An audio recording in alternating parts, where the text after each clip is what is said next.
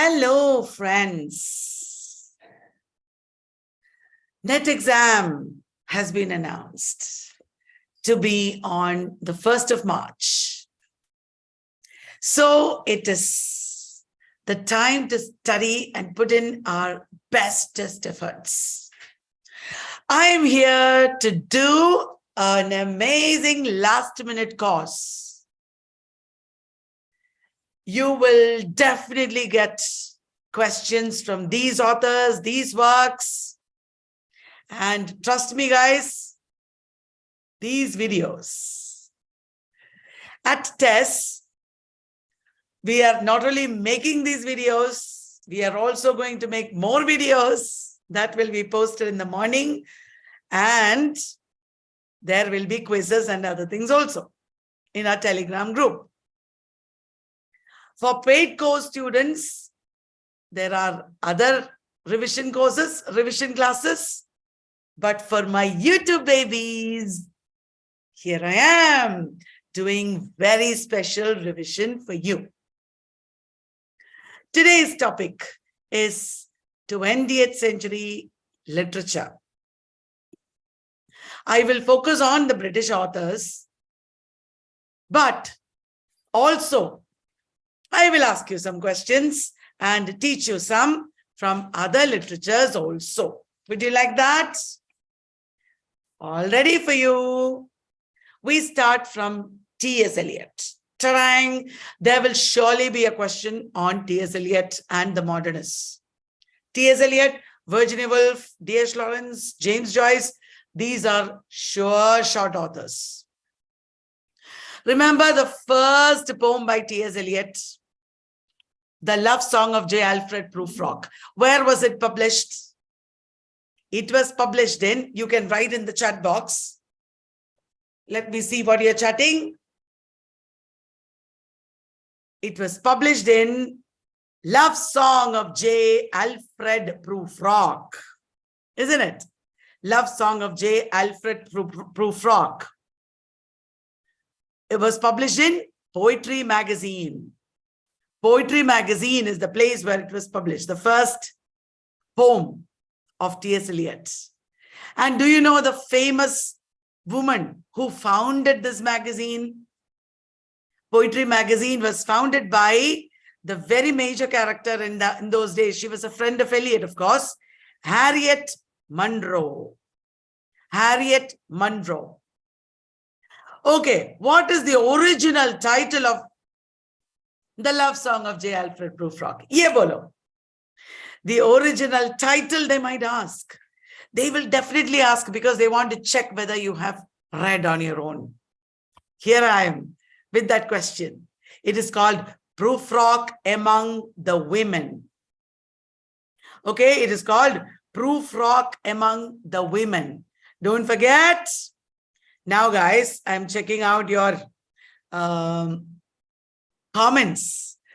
Guys, you should comment, okay, so that I will feel happy. Yes, they have studied, they're answering. Yes. The next important poem by Eliot was Gerontian. Gerontian. It has famous lines. Thou hast nor youth nor age. It is based on Measure for Measure of Shakespeare. What is the meaning of Gerontian? Where is the name Gerontian taken from? It is Greek. Gerontian is a Greek word. It means little old man. Will you remember that? Gerontian is a poem where a little old man is talking about the world around him. A young boy is reading to this old man, and this old man is commenting on the chaotic modern world. What is the form of this poem, Gerontian? What is the form of this poem? It is dramatic monologue. Dramatic monologue. The next poem is the greatest in 20th century, The Wasteland. Let me ask you a question. After reading The Wasteland, who wrote to Eliot, "Complimenty, you bitch"? I am racked by the 7 jealousies. Arey, who will dare to say that to T.S. Eliot? Complimenty, you bitch. I am racked by the 7 jealousies. Who said? Be happy studying, okay? No stress in the last minute. Exam is going to be easy. You have studied a lot. Only enjoy your studying, no stress. Arey, it was Ezra Pound who wrote that to T.S. Eliot. Ezra Pound wrote that to T.S. Eliot. And Ezra Pound is called what by Eliot? Eliot called Ezra Pound the better craftsman. Il miglior fabbro. Il miglior fabbro. It is definitely a difficult poem, right, guys? Do you know what Eliot said after writing this poem? Eliot said, poets in our civilization must be difficult. Poets in our civilization must be difficult, said Eliot. Ye bolo, who compared the wasteland to an atom bomb? It was another poet. Who compared the wasteland to an atom bomb? It was an imagist poet. Nay, not Ezra Pound. Yes, yes, it is William Carlos Williams. Are you taking down everything? Otherwise, no problem. Video is there now. You can watch. William Carlos Williams compared it to atom bomb. Yes, yes, exam is on 1st March and you are going to study with me these last 1 week, 10 days, and we will cover all the topics, important topics that is, and questions will come from our revision. Okay. Who wrote the poem, The Bridge, which is a direct challenge to the wasteland? Who wrote the poem, The Bridge, which is a direct challenge to the wasteland? It is the American poet, Hart Crane. Hart Crane. There is a famous poem by Eliot, which has these nursery rhyme-like lines. Short poem only. Nursery rhyme-like lines. This is the way the world ends. This is the way the world ends. This is the way the world ends. Not with a bang, but with a whimper.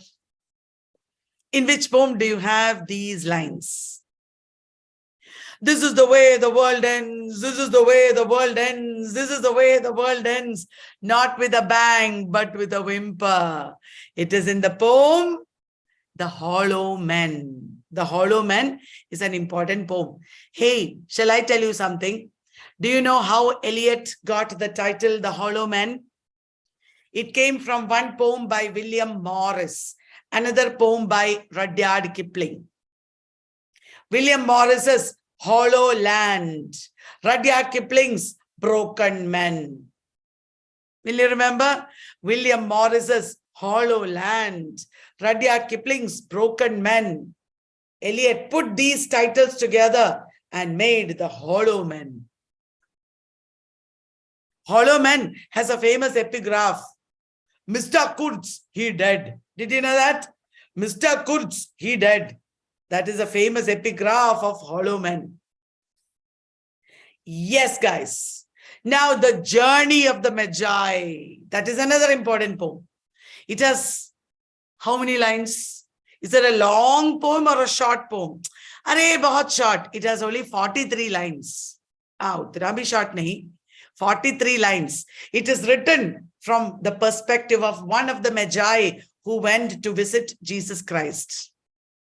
There is a famous ending line. I think in one set exam it was asked recently. What is the ending of the Journey of the Magi like? What is the ending line? I should be glad of another death. That is the ending line.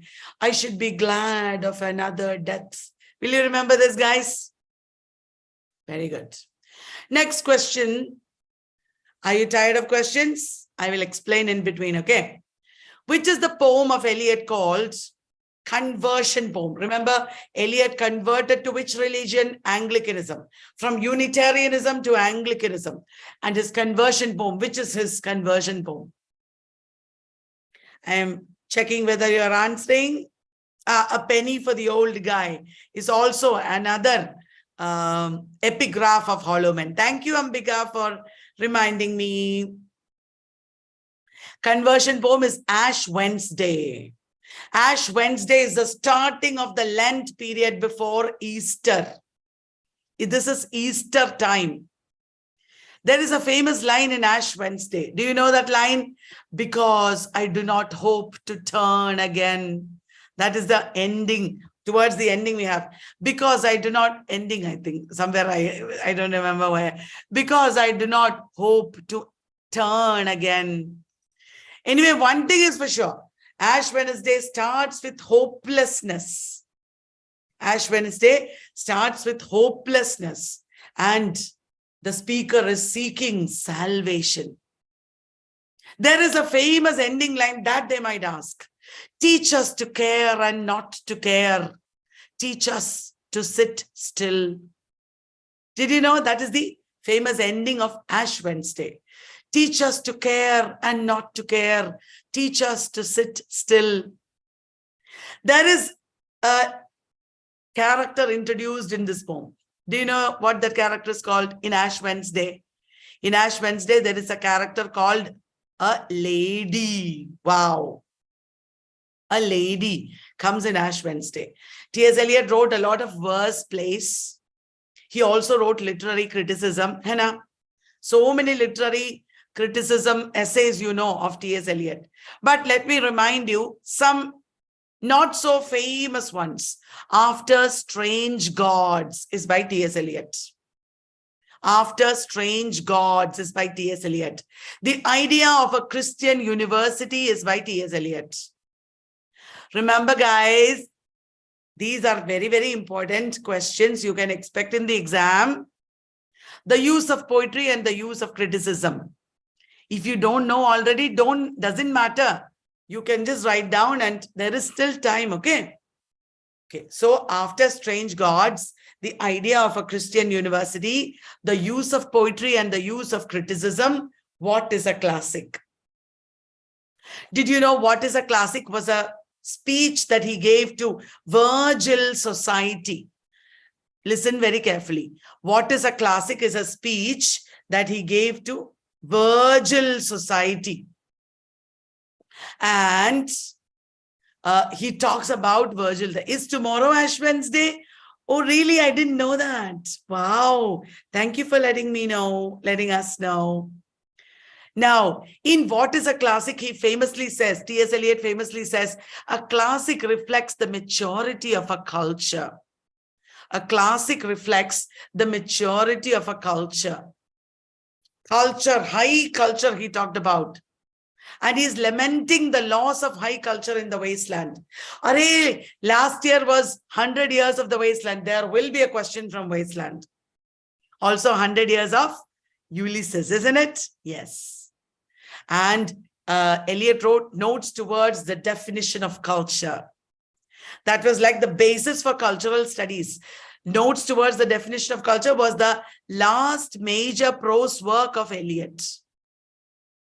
He defines culture there in that essay. He believes that culture has been misused in that time. And he famously says culture is organic. Remember, he says culture is organic. Guys, I'm sure there will be a question from Virginia Woolf. Always they ask a question from Virginia Woolf. Which is the work by Virginia Woolf? Let me ask you this question. Which is the work by Virginia Woolf set on a ship in South America, bound to South America? South America is there in that novel. Do you know? It is the first novel, The Voyage Out. Rachel Windrace is traveling on that ship to South America. In which novel by Virginia Woolf does the protagonist have a love for classical culture, but he is also experiencing the chaos of contemporary society? On one side, love of classical culture. On the other side, chaos of contemporary society. It is a man who goes to fight in the First World War. It is Jacob's Room. Jacob's Room. Because I'm discussing these questions, stress mat hona, it's okay. We are just learning some new things together or revising old things. Okay, no stress. What was the working title of Mrs. Dalloway? What was the working title? While she was writing it, she was working with that title. Which is that working title of Mrs. Dalloway? The Hours. The Hours. There is a novel called The Hours based on Mrs. Dalloway by Michael Cunningham. Hannah? Michael Cunningham wrote The Hours. Okay, you all know that Mrs. Dalloway is like a female Ulysses. Ulysses was set on 16 June 1904. When is Mrs. Dalloway set? It is also one day. We don't know exactly which date it is, but it is June 1923. June 1923. Like the working title Hours, the hours passing is a very important thing in this novel. The passing of hours. With what motive, repeated motive is it indicated? Bolo, with what repeated motive is the passing of hours indicated? The repeated motive is the striking of Big Ben. Big Ben, the clock is striking again and again. That is the motive. There is a very famous line that I like in Mrs. Dalloway. The world has raised its whip. Where will it descend? Remember, Mrs. Dalloway, Septimus Warren Smith. Two protagonists are there. Okay. Which is the island depicted in To the Lighthouse? There is a group of islands or archipelago in Scotland called the Hebrides.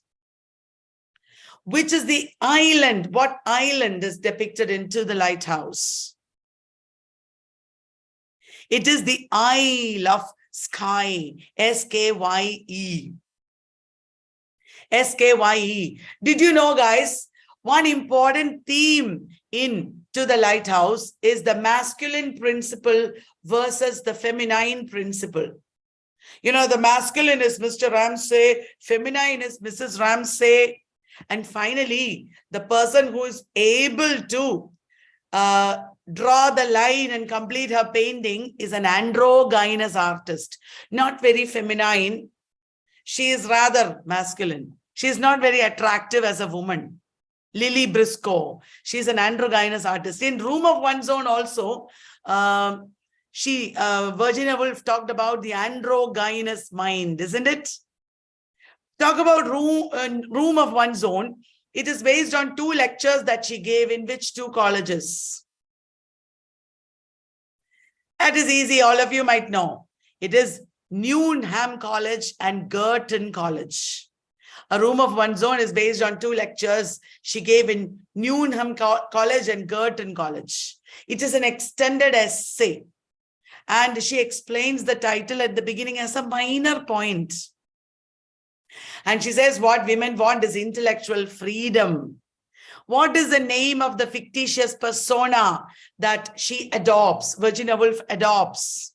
What is the name of the fictitious persona that Virginia Woolf adopts in A Room of One's Own? It is Mary Beaton. Mary Beaton. And which is the book, the debut novel of a contemporary that she discusses in A Room of One's Own? It is Life's Adventure by Mary Carmichael. Life's Adventure by Mary Carmichael, which is the book of essays that was posthumously published. Book of essays by Virginia Woolf, posthumously published. It is Moments of Being. It is Moments of Being. You must be tired of Virginia Woolf, are you?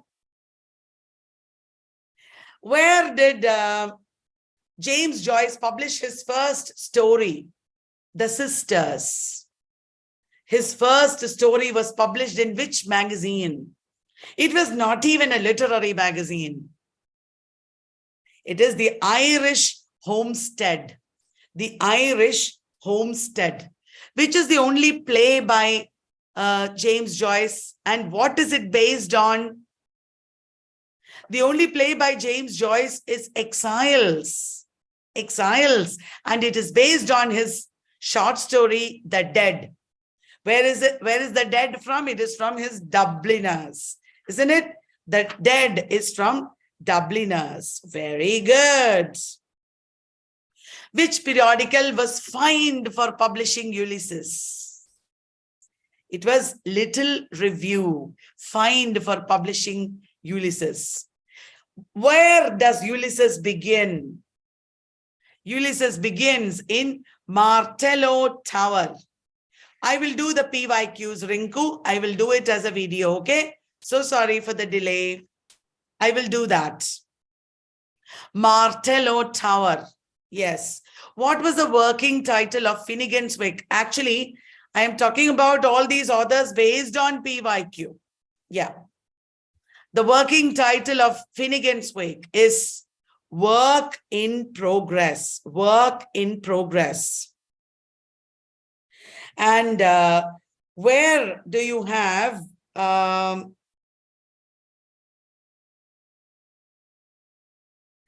the Phoenix Park, where a man is doing something very nasty? Which novel depicts the Phoenix Park? Yes, it is here. It is our Finnegan's Wake, which depicts the relationship between the Earwickers, that is the man and his wife, Earwicker family. The Oak Tree is a book written by Orlando. That was PYQ. Hai. The Oak Tree, Ethelbert, A Tragedy. These are books written by Orlando in Virginia Woolf's Orlando. And let me ask you another question. You know that D.H. Lawrence's early novels are The White Peacock and The Trespasser. But his first major novel is Sons and Lovers, published in 1913. Who was the editor of Sons and Lovers? Who was the editor of Sons and Lovers? It is Edward Garnett. Did you know, guys, in Sons and Lovers, nature, flowers, these are very important symbols. And after writing Sons and Lovers, D.H. Lawrence said, I have written a great book. Nearly every page of it is absolutely perfect. D.H. Lawrence himself said that. You know, The Rainbow was banned. The Rainbow and Lady Chatterley's Lover were two novels that were banned. Do you know the first publisher of Rainbow? Who's the publisher of Rainbow? Methuen and Co. The Rainbow is about three generations of which family? Three generations of which family? Three generations of the Brangwens family. Brangwens family. And what is the sequel to The Rainbow? Everybody knows it is Women in Love. Women in Love. There is a poem by Philip Larkin that talks about D.H. Lawrence. I think it is Annus Mirabilis, isn't it? D.H. Lawrence's Philip Larkin's Annus Mirabilis, isn't it? You guys know it. Some of you told me that. Now, there are other novels by D.H. Lawrence like The Lost Girl, Aaron's Rod, Kangaroo, The Plumed Serpent, Lady Chatterley's Lover. Did you guys watch the movie Lady Chatterley's Lover? It is there in Netflix. Which of these novels is set in Mexico and depicts politics? The Plumed Serpent is set in Mexico, depicts the politics. Did you know D.H. Lawrence was a fascism sympathizer? D.H. Lawrence and Ezra Pound both sympathized with fascism. Did you know that? Wow. That was also a PYQ. It was asked in Bertrand Russell's quotation about it was asked, I think. Which novel by D.H. Lawrence is set in Australia and depicts politics? It is Kangaroo. Kangaroo. Which are the autobiographies of Graham Greene, Bolo? Which are the autobiographies of Graham Greene? A sort of life and ways of escape. Isn't it? A sort of life and ways of escape are the biographies of Graham Greene. They will always ask biographies. Today only in class I was asking a lot of biographies of different people. Guys, let me ask you another question now. It has to be a difficult question, right? Which poem famously describes a train journey from Hull to London? That is easy. A train journey from Hull to London. It is The Whitsun Weddings by Philip Larkin. The Whitsun Weddings by Philip Larkin. Who is the author of the famous poems Mrs. Lazarus, Havisham? Today I asked in class, Mrs. Lazarus, Havisham. These are poems by Carol Ann Duffy from the book The World's Wife. The World's Wife by Carol Ann Duffy. Another question to you. A Martian sends a postcard home. This also I asked in class. It is part of which group of poets? You know, this poem belongs to which movement? It is, of course, Martian poetry by Craig Rain. It is. A Martian sends a postcard home by Craig Rain. Today I asked in class, I will ask you also, which is the famous novel by Tracy Chevalier, contemporary novelist. Tracy Chevalier, based on a painting. A famous novel by Tracy Chevalier based on a painting. It is a girl with a pearl earring. A girl with a pearl earring. You know that, right? Maybe because it is very famous. That painting is very famous. Right. In which novel by a diasporic British writer is a Pakistani speaking to an American? I'm asking these questions from my classroom so that my paid course students can also get revision of what I asked. The Reluctant Fundamentalist by Mahajan Hamid. He's a Pakistani British writer. Mahajan Hamid, The Reluctant Fundamentalist. Okay, now let me ask you another question. Now I'm going to change my area a little bit. In which novel do a group of women sit and play the Mahjong game? In which novel, post-contemporary novel from 1989, do a group of women sit and play the Mahjong game? It is The Joy Luck Club by Amy Tan. It is always prescribed. It is prescribed. Projective verse is a movement in America. Projective verse is also the title of an essay written by a writer belonging to that movement. It is important. Projective verse is the title of an essay. Who is the author? Projective verse. Charles Olson. Charles Olson. Stonewall riots are associated with what? With the beginning of which movement? Stonewall riots. Stonewall riots. Of course, LGBTQ movement. LGBTQ movement. Tell me, guys, feminism is for everybody. This is a 2000 book by Feminism is for Everybody. It is Bell Hooks. Bell Hooks wrote Feminism is for Everybody. The very famous novel, The Corrections. Don't you know this novel, The Corrections? It's very famous, award-winning novel. Tell me the author. It got Pulitzer Prize, isn't it? The corrections. Jonathan Franzen wrote the corrections. It's a very famous author these days. Jonathan Franzen. Please don't worry. If in case you don't know all this, you can always study. There is still time. Okay, guys, one more question. City of Glass, Ghosts. These are part of a trilogy, okay? Which of the Locked Room also? No, not Locked Room, I think. Which is this trilogy? It is the New York trilogy. City of Glass and Ghosts are famous. New York trilogy se hai. Who is the author? Paul Auster. Paul Auster, New York trilogy. Okay.